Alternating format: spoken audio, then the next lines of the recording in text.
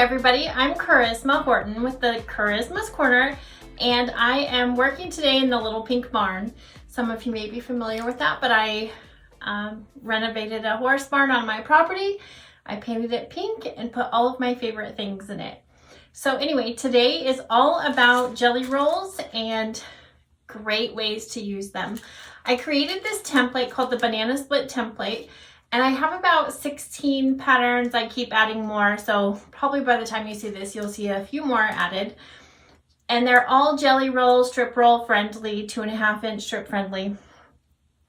And there are so many ways to put this together, but in each pattern, you do not have to have the template.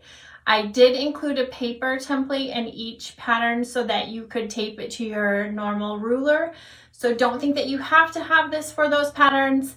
This is just an extra bonus should you want it, need it, like it. I have been known to make templates at my local hardware store for some of my favorite patterns just because I'd rather use a template than the paper one. And since this one has so many patterns that go with it, I thought I would do that.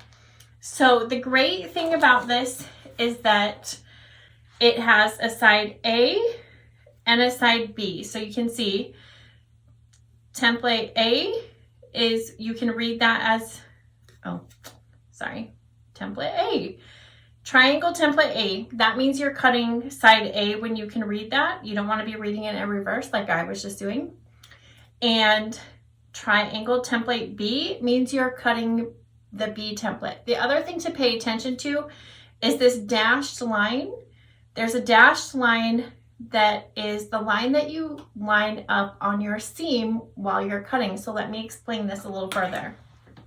So what you're going to do is open up your jelly roll and just split them up and sew them into strip sets.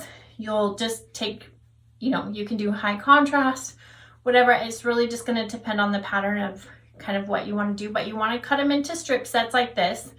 After you've done all that and you've pressed them open, then you want to cut sections that are 5¼ inch long. So after you get that done, then you're ready to use the template. So in order to use the template, each pattern has different requirements.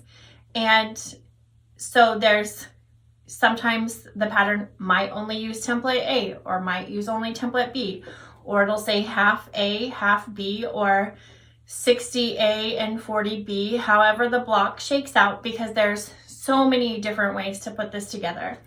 And this little table runner, which is in your Banana Split template ruler, the little template, I wanted to give you a little pattern to just kind of experiment, play with it. This is the table runner that is in it.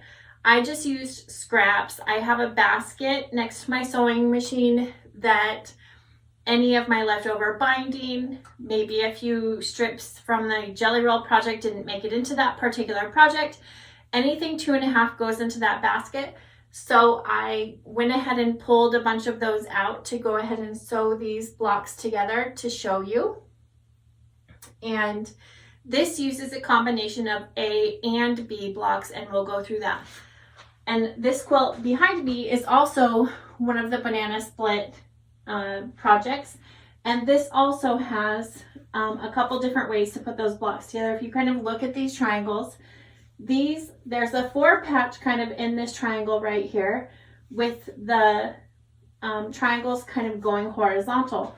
And then these ones are going vertical. So there's a difference between A and B and how you can put them together. So I wanted to just make that distinction before we got started. And then I'm just going to kind of show you how we cut those. So I'm going to put my glasses on because I need those now. And I have my template here, and I'm going to go ahead and take my dashed line, and I'm going to line that up, and I have this edge lined up, and then I'm going to go ahead and take my rotary cutter, and I'm just going to make that cut. And now we have 2 A triangles. So we see I'm just going to put all of my A's together like that. I have a bunch of blocks there. And now I'm going to go ahead and flip my template over, and I'm going to make my B, and I'm going to go ahead and line up my dashed line again. I'm going to make that cut, and now I have 2 B triangles. So this happens to be a B as well, and when I line that up, you can see how it again just comes together perfectly. Like we have a short and a long and a short, so you can tell I cut that with a B, and this one is an A. So we have a short and a long and a short, so they complement each other.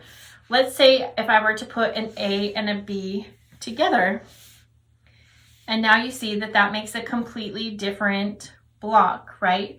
We have kind of this half square triangle. Maybe it looks kind of like a mitered corner type of a thing. So there are several different ways that we put this block together.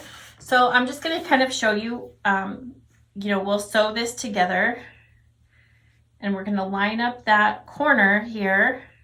And then we have this like little dog ear. It cuts that on purpose so that we can line these up. It takes that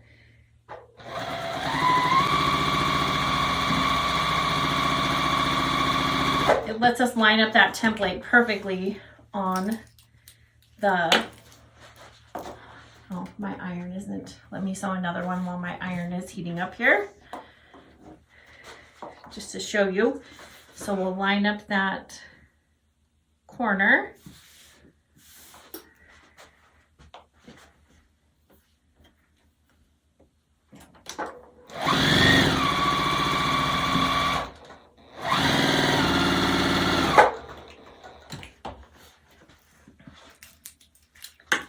My iron is still heating up. So when we open this up, you can see how that line just lines up perfectly on that seam. So I have several blocks here as well that we can look at and start forming some blocks. So we can start putting some of those together to see how they look. We have some kind of big flying geese. My iron is still not heated up here.